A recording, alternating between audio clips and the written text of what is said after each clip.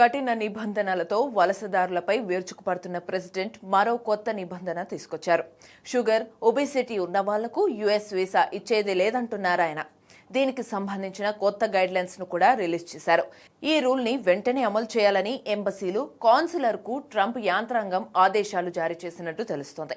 సాధారణంగా America visa కోసం దరఖాస్తు చేసుకునే వారి ఆరోగ్య స్థితిని ఇమిగ్రేషన్ అధికారులు పరిశీలిస్తారు. టీబీ వంటి అంటువ్యాధులు ఉన్నాయో లేదో స్క్రీనింగ్ చేస్తారు. ఈ నిబంధనలను తాజాగా సవరించారు.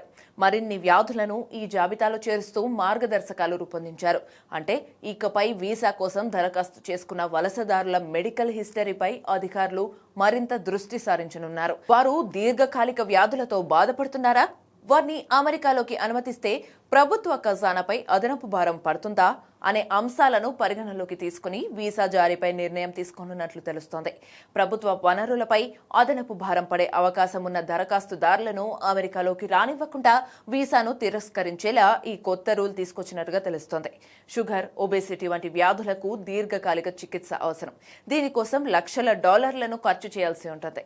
ఇది కుటుంబ సభ్యులపై ఎక్కువ ఆర్థిక భారం మోపుతోంది. దీనికి ప్రభుత్వం ఏమైనా సాయం అందించాలా, లేకుంటే ప్రభుత్వం సహాయం లేకుండా కుటుంబ సభ్యులే సొంతంగా ఖర్చును భరించగలరా అనే విషయం మీద స్పష్టత ఏర్పరచుకోవాలి.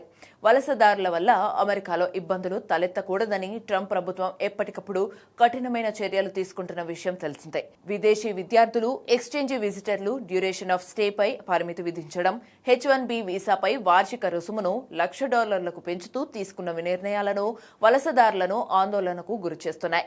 అయితే ఇప్పుడు మధుమేహం, ఊబకాయం ఉంటే కూడా అమెరికా వీసా పొందలేరు. దీన్ని బట్టి చూస్తే వీసాలను మరింత పరిమితం చేయడానికి ట్రంప్ కంకణం కట్టుకున్నట్లుగా అర్థమవుతోంది.